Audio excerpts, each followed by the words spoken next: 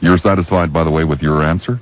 Oh, yeah. You want to address... You told me that you want to believe there's a God, so therefore there is. Oh, no. Well, that's what you told me. That's Sigmund Freud's wish theory. No, I have actually... Sounds to me like Bresky's wish theory. No, I've actually experienced God, so that's how I know there's God. You've experienced God? Yes, I have. You can ask me anything about the experience. I'd be more than happy to talk about it. Sure. Really? Yes. What's he look like? God that has no appearance, non-corporeal. No appearance. He used to. Well, this is my experience of God. What else would you like to know about my experience with God? Tell me anything you want. Well, you can't stand being on the other side of the questions. I'm just going to give you a chance to ask the questions. I just told you. Tell me anything you want. So far, I've asked you a question. You still haven't answered it. Well, you asked me a ridiculous question. You can't prove to me that God doesn't exist. Nor can you prove to me that he does. I did. At least I gave You're the one answer. making the assertion that he does. I at least gave an answer. You still haven't given an answer. I at least have the intellectual, honesty to say I don't know. No, there is no proof. I had at one time that opinion until I experienced God. And then when I experienced God, I had the intellectual honesty to say that I was actually experiencing God. And I was willing and I had the guts to take the path to wherever it would lead me. Second question. Do you feel you have a lack of respect for our Creator? Do I feel I have a lack of respect for our Creator? I don't believe we have a Creator in that sense. So how could I have respect for him, or a lack thereof? Do you believe in the assertion, you shall be holy, for I, the Lord your God, am holy? No. You do not believe in that we should be holy because the Lord God is holy? No. That's a ridiculous statement. Hillsborough, 224-0057. You don't care, do you, Pinellas County? 393-0057. No one cares. You're going to let this man come on the radio, come on the only religious talk show in Pinellas County and Hillsborough County, and say that the holiness of God means nothing. The only religious and you're not talk going to show? call. You're not going to call Hillsborough, and you're not going to call Pinellas, and you're not going to make any statements. You're just going to let it go. You're just going to let the whole thing. Go ahead, let it go. It doesn't mean anything to you. You listen every night. You don't call. You don't challenge this man. Okay, fine. We'll just keep going. I'll be the one who challenges him. That's fine. Bob, do you think that people should submit their will to God, or do you think that our ego is more important than God's will? If it makes you happy to ask this endless series of questions, obviously I do not believe in your personal God, so obviously I do not believe in any of your questions there. Well, either. then let me ask you this question. Do you think that people who believe in God are mentally deficient or neurotic? There are some who are. But to say that all who are, no, that's absurd. Do you think people who believe in God are mentally deficient or neurotic? No. Not across the board, but are there those who are? Yes. Do you think that at some time in your life, if you experience God directly, that you would believe in God? Did you have help with these questions? No, I thought these all up this Well, if I walk out the door tonight, watching the acid float into the pool. I mean, these were difficult questions. If I walk out the door tonight and and a bush bursts into flame, or somebody taps me on the shoulder, and there's angels and things singing in the sky, yeah, obviously I'm going to believe, Rabbi. Well, why don't you sit down and try some sort of communication? I mean, you can talk to me. Why don't you try some sort of communication with deity? Let me take some phone calls. I'm getting frustrated trying to get you to answer a question. You haven't answered a question yet. Okay, Tampa, you're on. It's your faith. May God bless you, Rabbi. Except for you, Bob, go to hell. Oh, okay. Ground rules. Ladies and gentlemen, hear me out. Let me read you the first statement. I'm going to reread it. The first statement is, Bob Lassiter is responsible for me being on radio. He is my coach. He is my friend. We have dined together. He is a warm man. He is a caring man. Well, Rabbi, what's your problem with that last caller? Love, tolerance, and non-harm. Rabbi, what's your problem with that last caller? Like that. I will not allow. What do you mean? This man has been conditioned all of his life. That's his problem. Well, no, this is what religion is all about. Non-fundamentalist religious show on radio. But Rabbi, I am not going to let the fundamentalists come in and call you How do we even know he's a fundamentalist? How dare you, paint this man as a fundamentalist? All people who are involved in organized religion, closed-minded man, especially the Christians, have been conditioned he is a for fear. Closed-minded man. I will not allow that sort of talk on my radio show. I don't care about the ratings. Clearwater, welcome. Hi, how you doing? We're having a great time. All right, listen, there's no way I can convince Bob, okay? You know, I'm not a professional speaker. I'm not a professional. I'm not at his caliber of talkmanship, if you want to call it that. All I can say is, Bob, let me ask you something. Do you have any kids? Nope.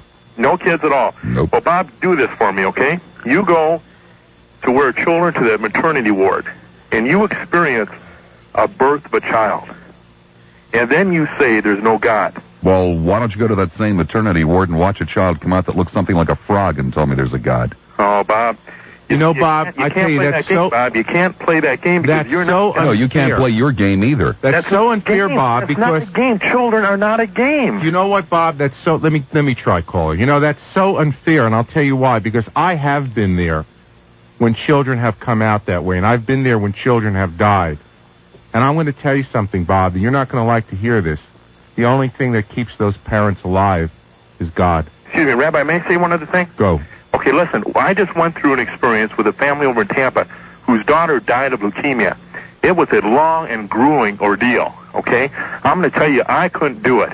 I have 2 daughters. I couldn't do it. But you know where these people found the strength to go on?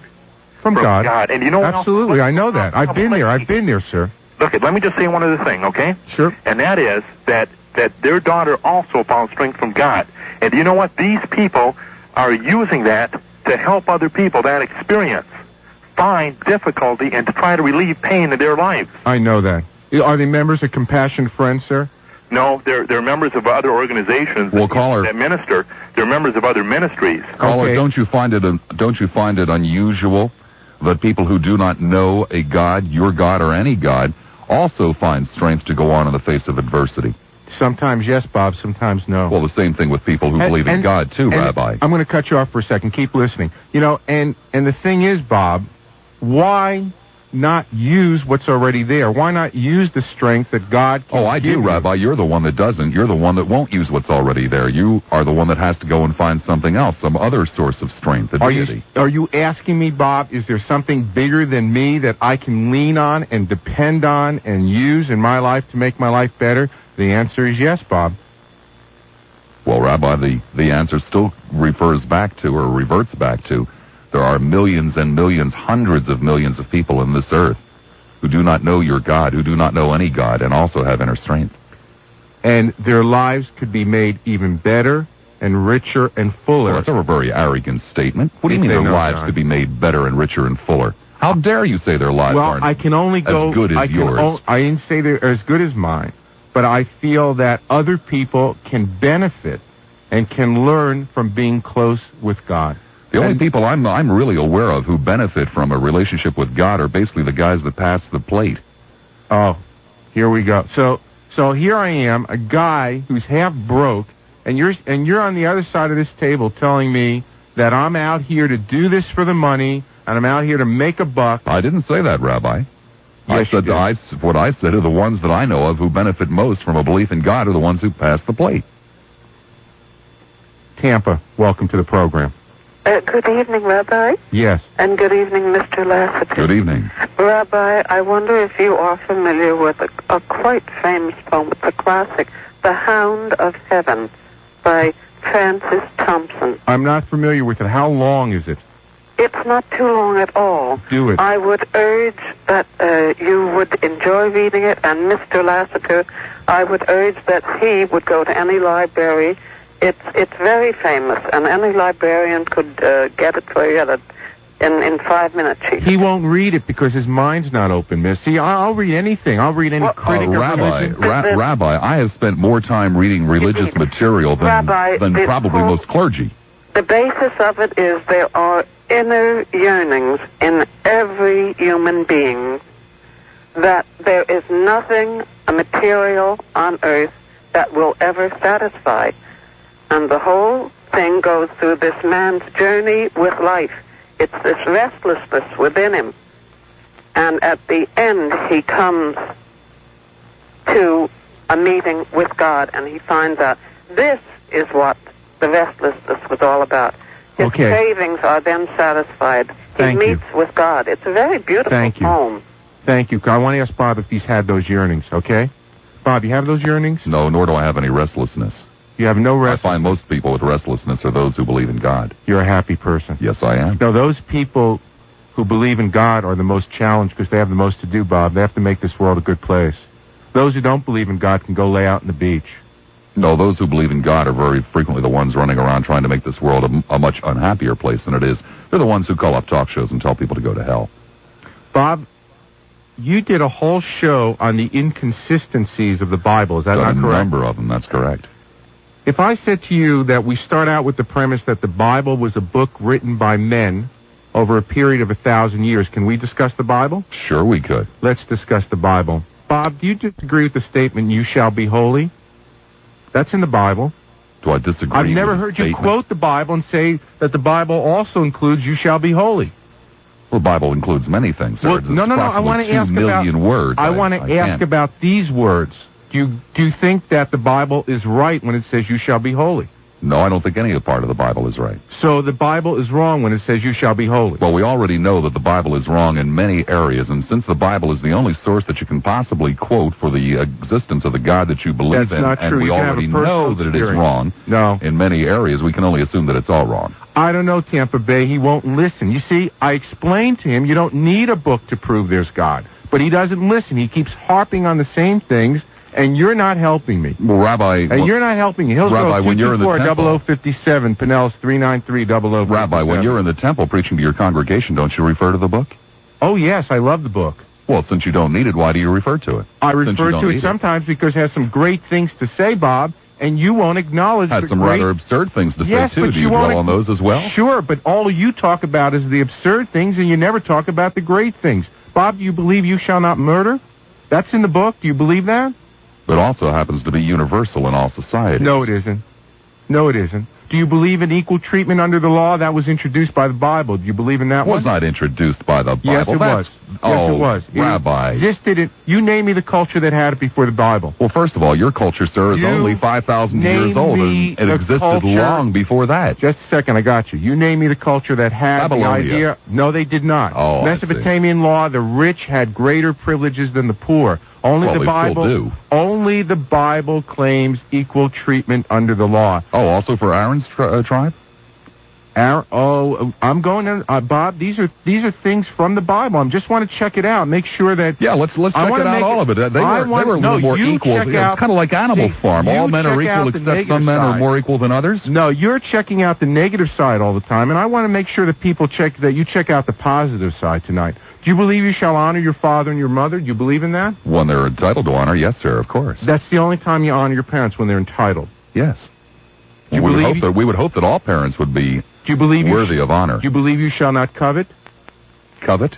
Covet. Well, that's a That word is- that's kind of an covet means that old-fashioned you- word. Yeah, well, covet means you want what your neighbor has. You believe you shouldn't go around wanting all the time what your neighbor has? Do you believe in that? I see nothing wrong in and of itself in wanting There's nothing what my wrong neighbor with has. coveting. There's nothing wrong with coveting. No, there's nothing wrong with wanting what your neighbor has and then going out and earning it. Okay. Let's get to the New Testament. Do you believe in love, Bob? Do I believe in love? Yeah, Yes, that's what yes, Jesus I taught. believe in Love. Do you believe in love? Oh, yes. Oh, we of got course. one, Tampa Bay. Very good. Of course, he wasn't the only one that ever taught that, was he? No, but he taught it well, didn't he? As well as the people who taught it before him. Didn't Jesus teach it well? Yes, indeed, he did, apparently. Do you believe in humility, Bob? Humility when it's warranted. The phone numbers that put you on the air at WPLP are in Hillsborough County. Back, huh? Yes. Well, I was just thinking. Safety Harbor, welcome to the show. Yes, good evening, Rabbi. Hi. May I ask Bob Lassiter, has he ever opened himself up to receive God, to experience God? Oh, I guess that all kind of depends on what you mean. Was I raised in a church and did I believe for a period in my life? Yes, ma'am. To both. No, not raised or brought up in a church. Have you yourself now, as a grown person, believing that there is no God and the Bible... Ma'am, I've never said there is no God. A book, okay, that you don't particularly believe in God. Have you ever opened yourself up to receive... Ma'am, how can I open myself up to receive what I believe in my heart probably doesn't exist? See, miss, he doesn't know if there's a God, but he's not going to have the courage to try to find out. I see. You got it? Matter of choice. There you go. I made mine. So did One I. is holy. Yep. Thank you, Rabbi. Welcome. Okay. Isn't it amazing how people who made a choice are disturbed with other people who have also made a choice? No, we're not disturbed. You just won't answer any questions tonight. St. Really, Petersburg, welcome to the show. Hello? Hi. May I ask Bob a question, Rabbi? You certainly may. Bob, you tell everybody you're agnostic, but you're clearly an atheist. Right. And then you also had your Of course, you don't know the difference between the two, do you? You had your wife kill a baby, but you admitted on air. No, ma'am, I didn't have my wife kill a baby. No, I'm not going to allow that, Bob. Oh, whoa, wait a second. That's an open-ended accusation. No, I'm going to let you requires... answer it, but I just want to warn the people again. I'm not going to have that, Bob.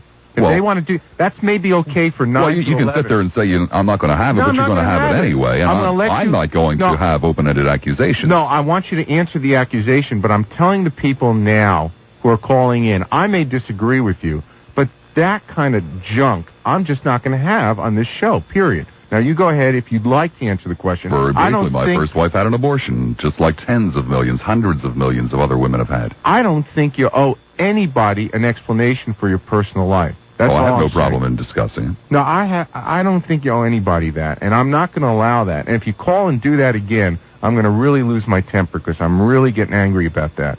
Bob, I want to ask you another question. Sure. What do you like about Jesus? What do I like about Jesus? Yeah, what do you think was meaningful in the life of Jesus? Well, I'm not sure that Jesus actually existed, but if you want to go by what is purported that he said and what he did, he taught for the most part a very good message that we would all do well to live by, and very few of us do. Well, why don't you preach his message a little bit? Maybe we could learn a little bit. What is his message? Quite frequently. What is his message? What is his message? Yeah. Sharing, understanding, forgiveness.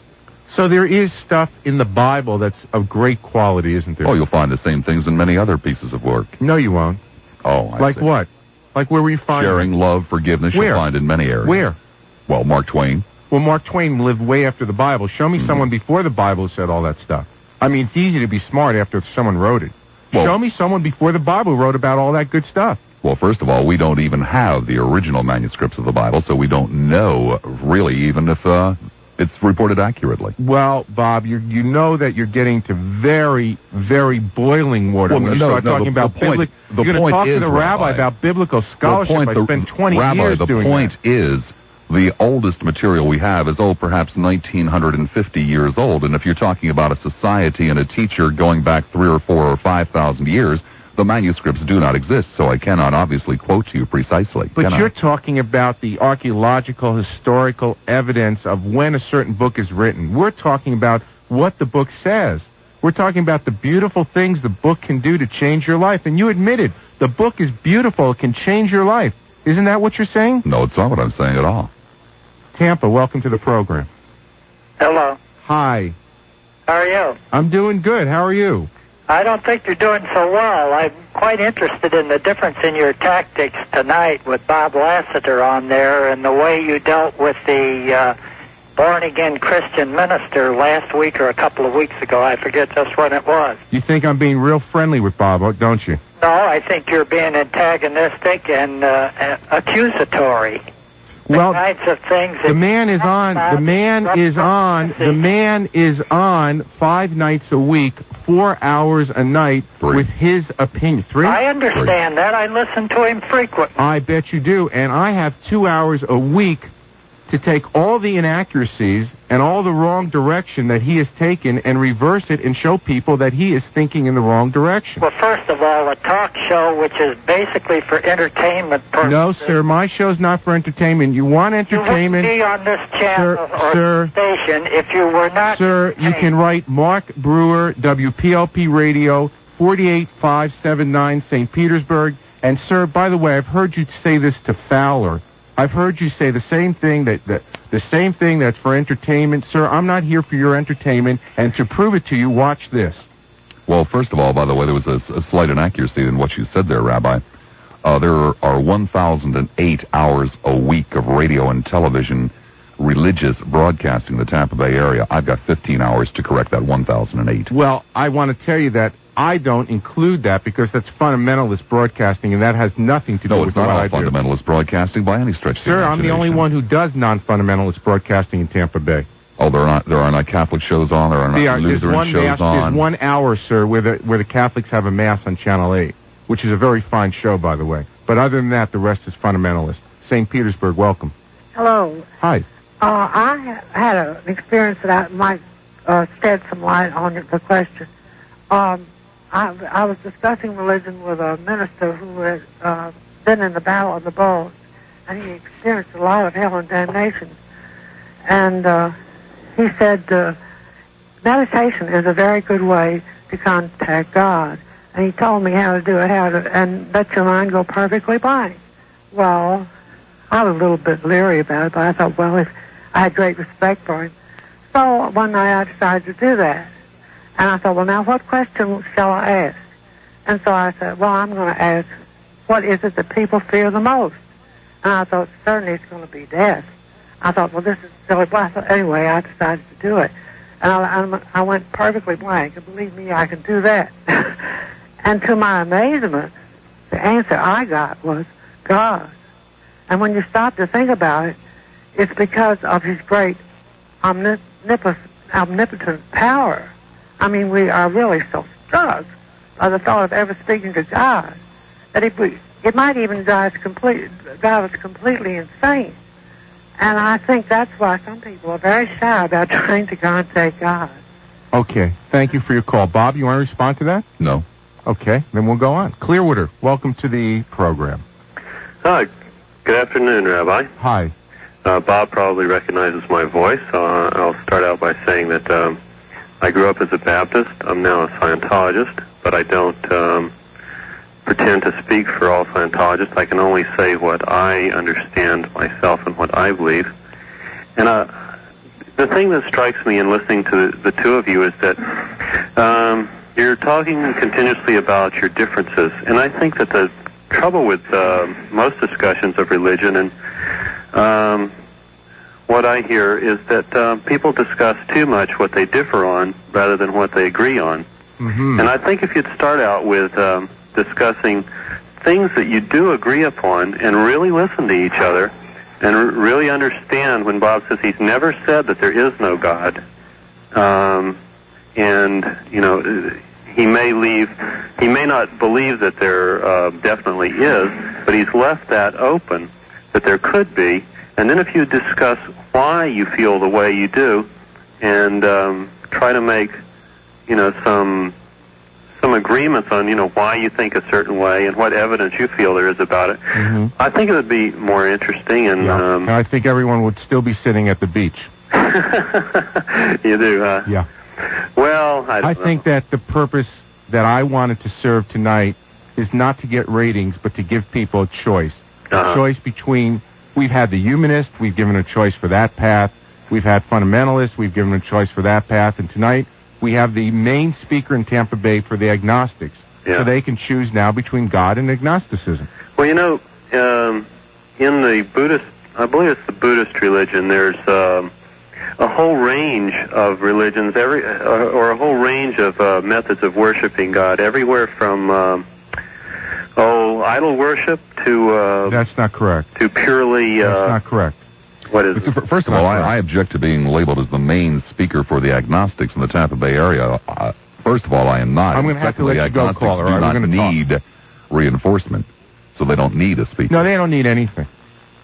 And that's probably what you complain about most on your radio show, is people will go around, they don't care about anything, they don't need anything, they don't have any strong feelings, and believe me, that's what I have found in most agnostics.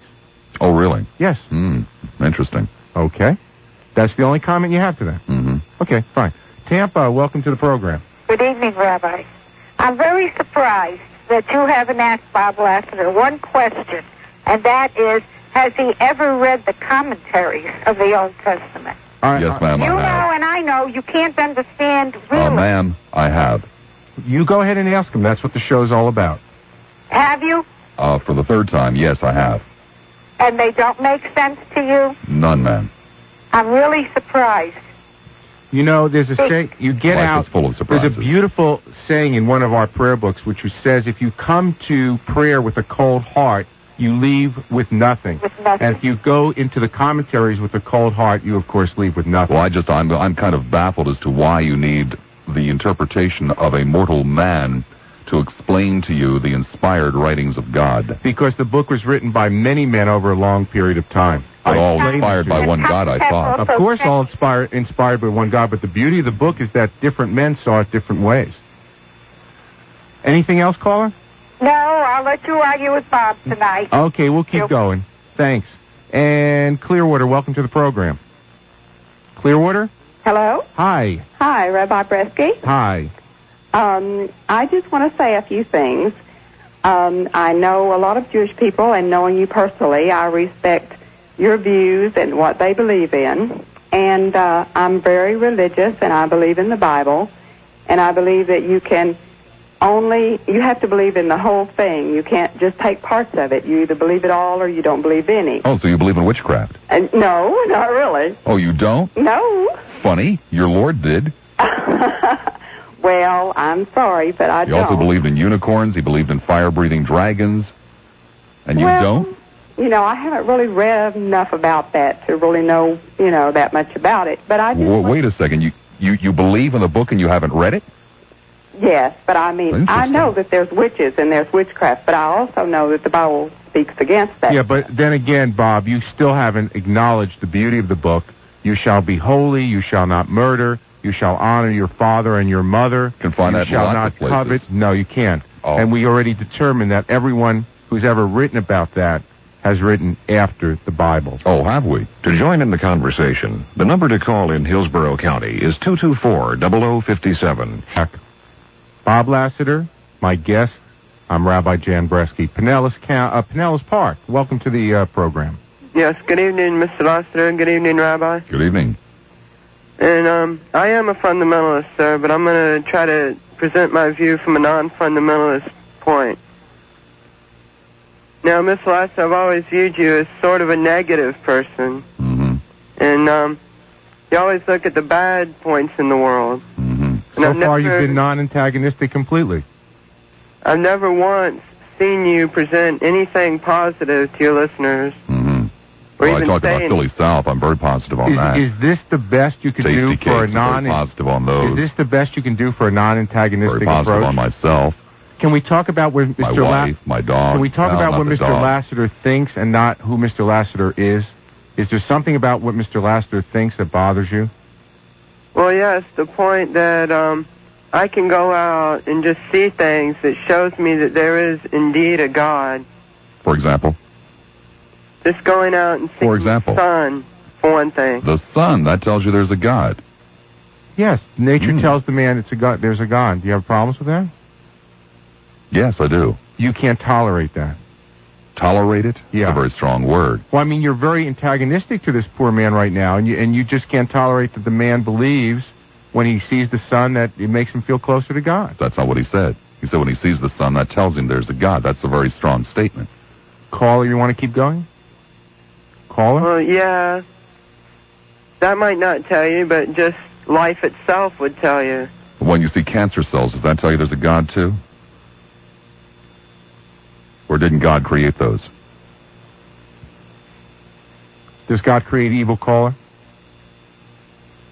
God created human beings, Mr. Lassiter. And thank you. God created the capacity to overcome evil. You know that also. Oh, really? Yes, sir.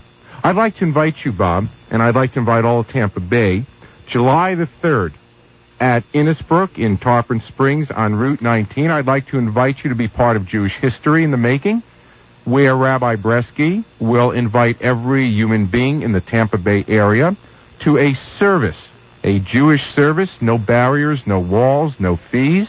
That is July 3rd at 8 p.m. It is a Friday night.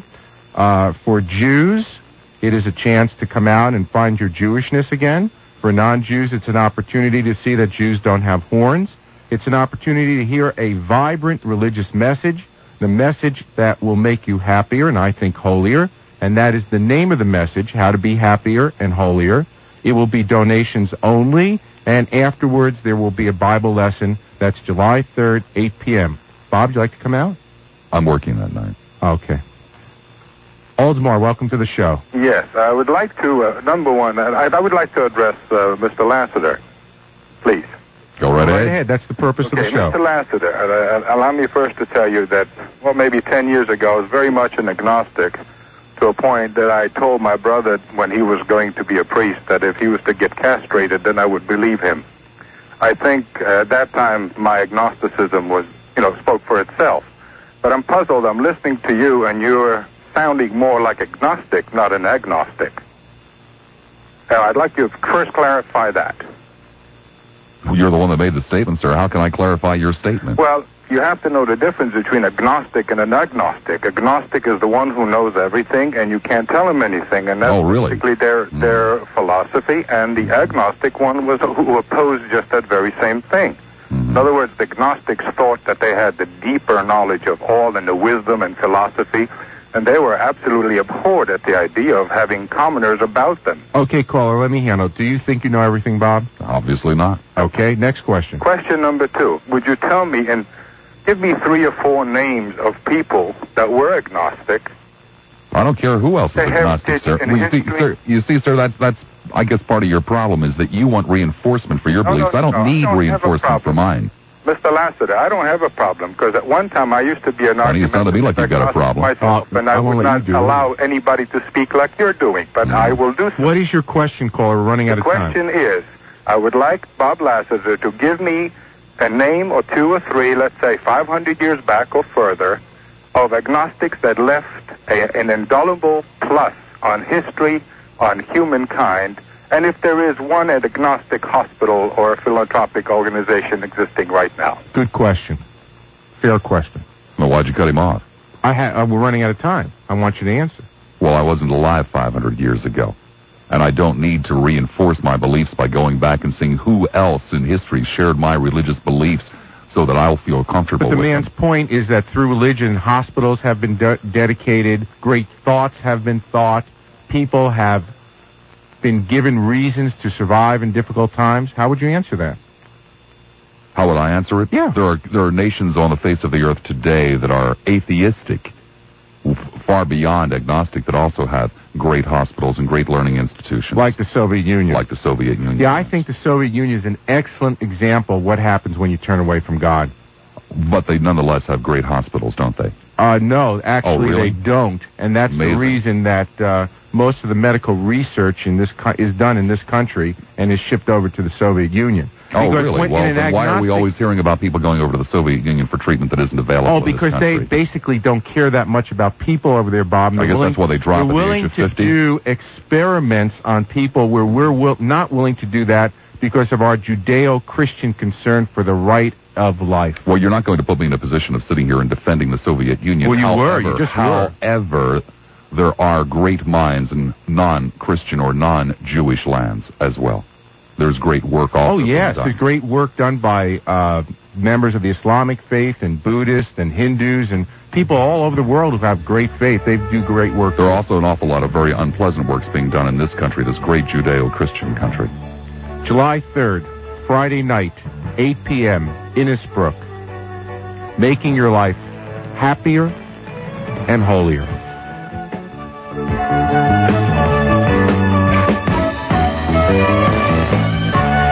That was the proper thing, and it came right from the Bible.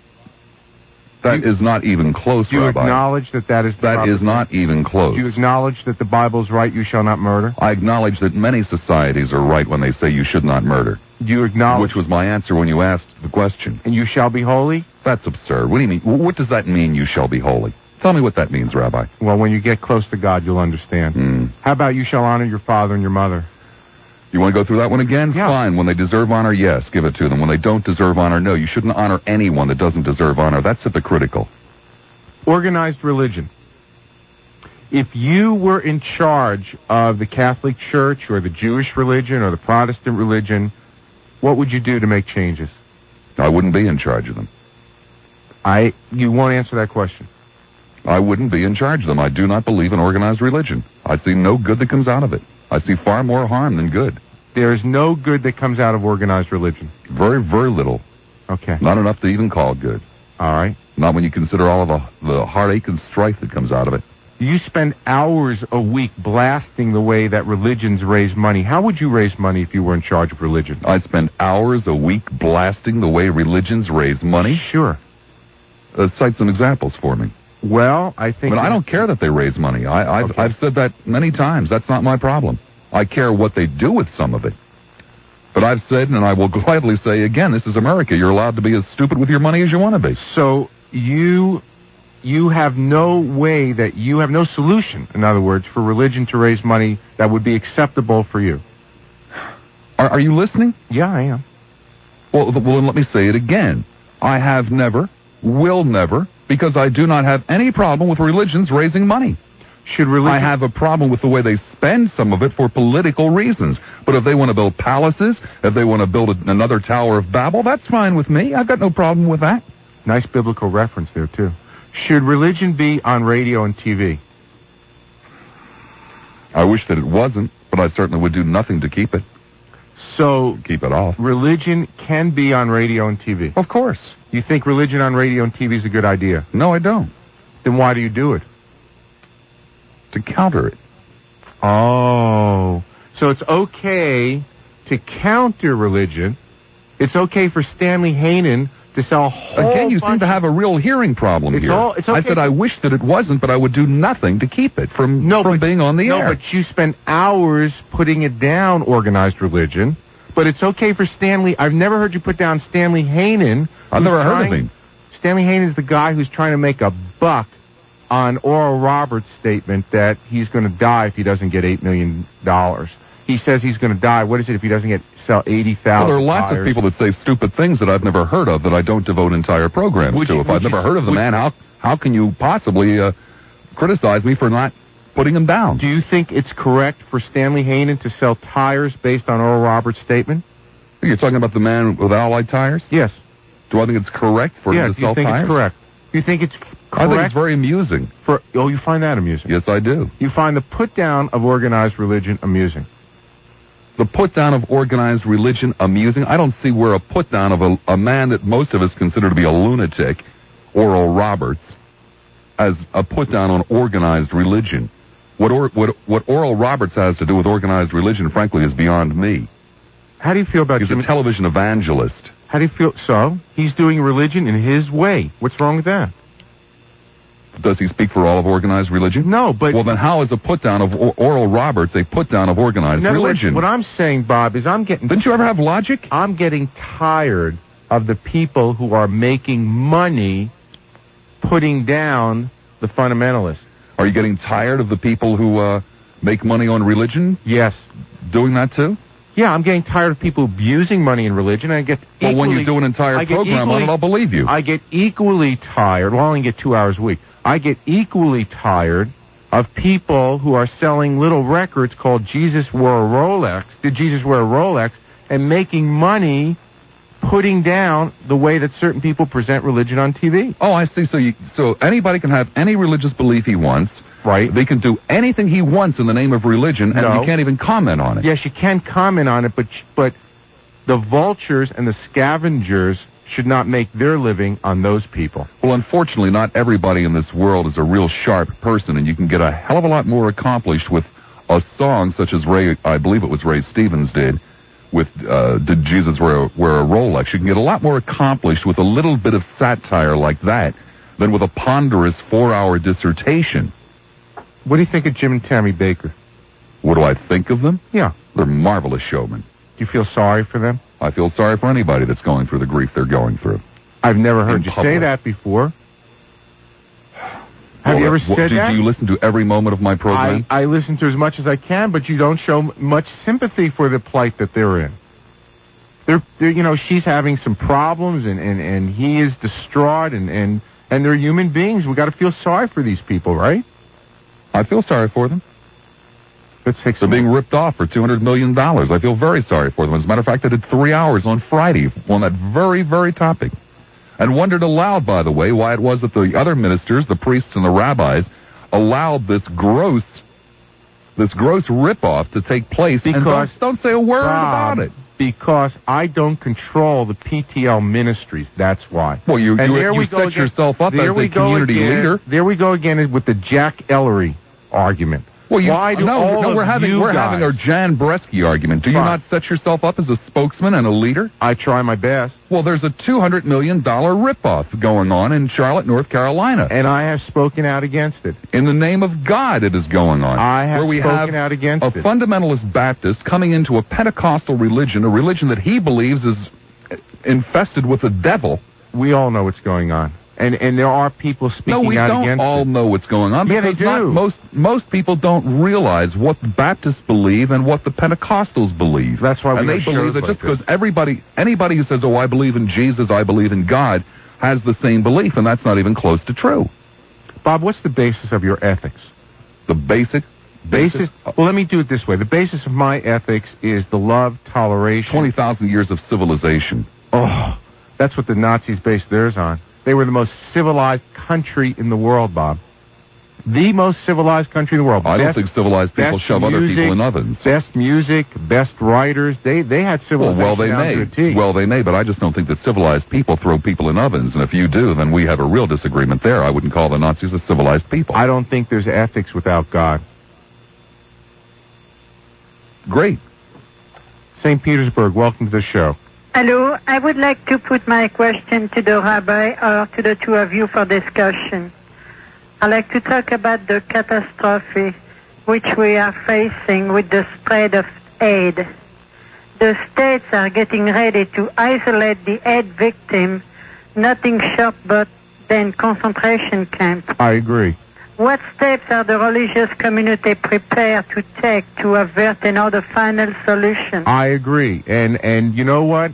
You're the first one to say it on this radio show, and you took the words right out of my mouth. Because I want to tell you what they're preparing for. This is what they're preparing for.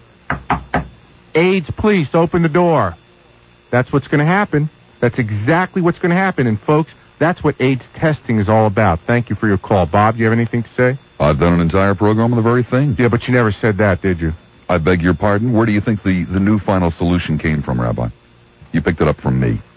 I never heard you say it. Sarasota, welcome to the program. Yeah, the other time I call, it's when the people talk about religion. And well, that's what the show's about, sir. Yeah, okay. First of all, he cannot prove anything in a religion in 5 minutes or something, because, and he can be here all night, and, you know, I don't think anybody's going to give you the answer, because they don't even know themselves.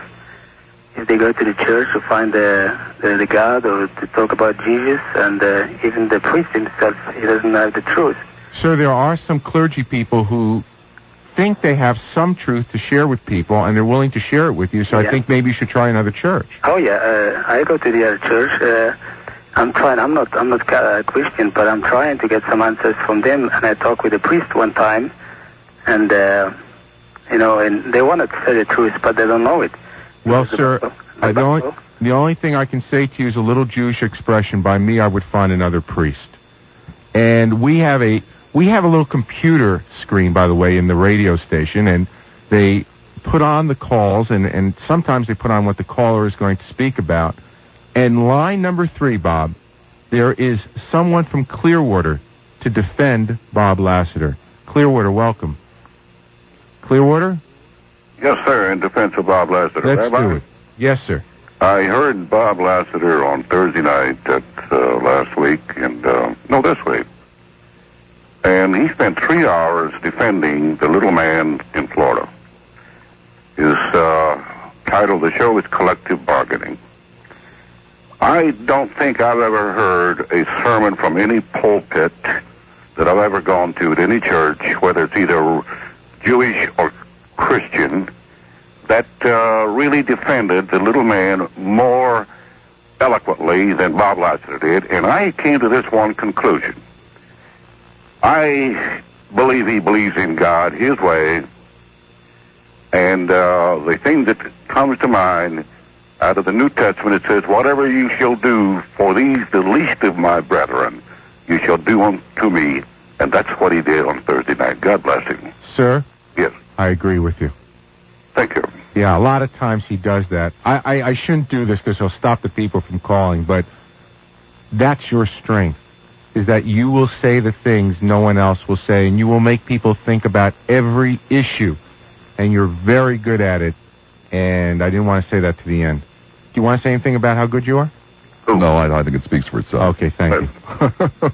Oh, my, your humility is overwhelming. Pinellas Park, welcome. Good evening, Rabbi. I'm sure you must know that there is such a thing as a Christian agnostic, because I lent you a book called The Christian Agnostic by Leslie Weatherhead. And I am just that, a Christian agnostic. As far as a belief in God is concerned, I can only sum it up in the words of a hymn. Every day, and I mean every day, he comes to me with new assurance. More and more I understand his words of love.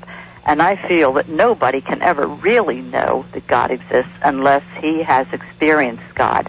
And I have a little story that I would like to tell to Bob about a nun who was working in a leper colony. And she was changing bandages on this horrible, horrible leper. And they smelled terrible, and they would turn most people's stomach. And a serviceman said, "Sister, I wouldn't do what you're doing for $1 million."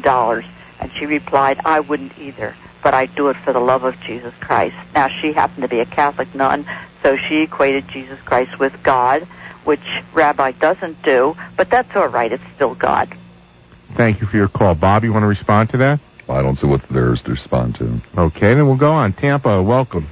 Hello. Another defender, it says on the computer screen, Bob. That is correct. Good, go at it. This is the first time I've ever called a talk show, but you made a statement earlier that I guess really upset me, and I wanted to call and defend Bob. For one thing, you made the statement that, to your knowledge, most agnostics were perhaps not supportive of their fellow man or did not contribute anything worthwhile to society or something to that effect. Well, then prove me wrong. Well, the fact that I, for one, consider myself an agnostic, I happen to be in the healthcare field, and I don't particularly care to divulge in what area, but I've devoted many, many hours of help to my fellow man. I have contributed blood to the area whenever it was needed. I have been a scout leader for many, many years. I mean, I could go on and on. But you see, there seems to be one factor which I do not understand as far as you folks that are so religiously oriented, and that is that why is it that you feel that a person must be religious to have good moral standards? Because we've watched throughout history when people have turned away from religion and away from God, how debased they have become. No, we've watched throughout history how people who have gotten carried away with their God have become debased. No, not most of the time. It's the turning away from God that has brought about the suffering. Caller, I have to go. Thank you for your call, okay? Okay. The phone numbers that put you on the air at